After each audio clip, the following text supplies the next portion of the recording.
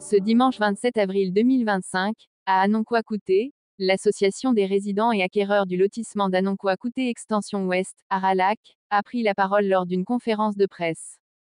Après plus de 13 années de bataille juridique contre la société Sotrapim, les résidents et acquéreurs voient enfin leurs efforts récompensés.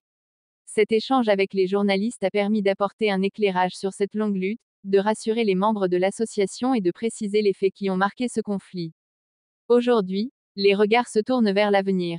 Face à cette avancée juridique majeure, l'Aralac lance un appel vibrant à l'État afin d'obtenir son soutien dans la mise en œuvre des prochaines étapes. Un combat acharné qui, après des années d'attente et de persévérance, marque une victoire décisive pour les résidents et acquéreurs du lotissement d'Anonkwa-Kouté. Moi, c'est M. Bamba Mamadou. Il y en a qui disent Eladji Bamba Mamadou. Je suis le président qu'on appelle de Aralac, qui est l'association des résidents et acquéreurs de l'eau à Anonkwa-Kouté, extension ouest.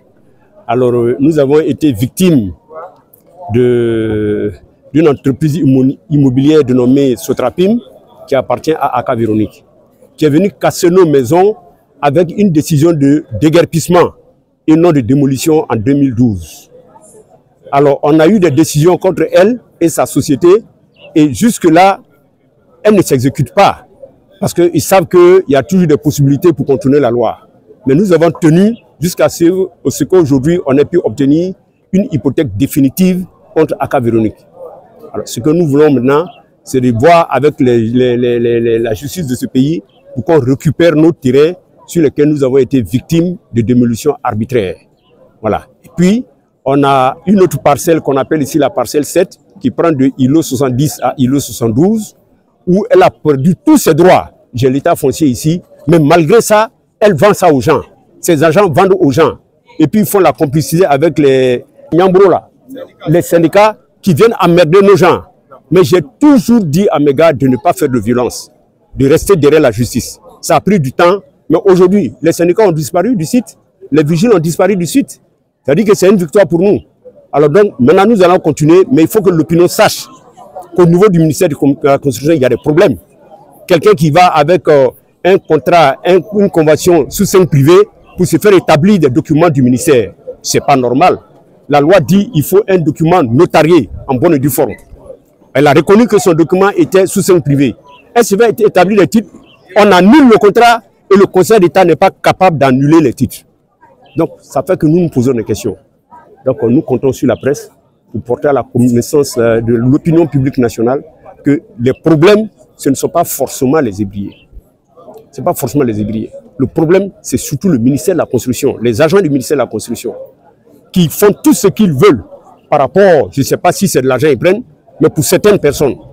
Alors c'est pourquoi nous avons convoqué cette conférence de presse pour donner un peu les détails aux gens. On a déjà fait une hypothèque conservatoire. Le temps qu'on puisse négocier pour voir les possibilités pour dédommager. Ça n'a pas été fait. Et comme ça n'a pas été fait, on a continué la procédure et on vient d'avoir une hypothèque définitive. Donc on ne parle plus maintenant de dédommagement puisque l'hypothèque est définitive. Alors, maintenant, là, nous devons récupérer nos terrains. C'est tout. Beaucoup de décisions qui ont été rendues. Celle qui vient d'être rendue là, c'est le 20 décembre 2024. Le 20 décembre 2024, par la Cour d'appel d'Abidjan, autrement composée, qui a confirmé notre hypothèque définitive. Vous savez, dans toute action humaine, il y a des gens qui sont impatients. Il y en a qui sont allés payer l'argent à la Sotrapim pour pouvoir préserver leur terrain. Ils ont encaissé l'argent et ils sont venus casser leur maison. Voilà. C'est ça. Donc, finalement, nous, aujourd'hui, nous tournons autour de 300 et quelques personnes. Ceux qui sont restés fidèles au combat, on tourne autour de 300 personnes. La superficie totale du site fait 64 hectares. Donc, c'est dans les 64 hectares-là, nous qui avions combattu la Sotrapim jusqu'à ce stade, nous allons chercher à avoir nos terrains et puis le reste. Parce qu'une hypothèque, quand tu la prends, c'est pour récupérer la valeur de la condamnation. Si on a récupéré ça en terrain, le reste on lui donne. Elle va régler ça avec les ébriers.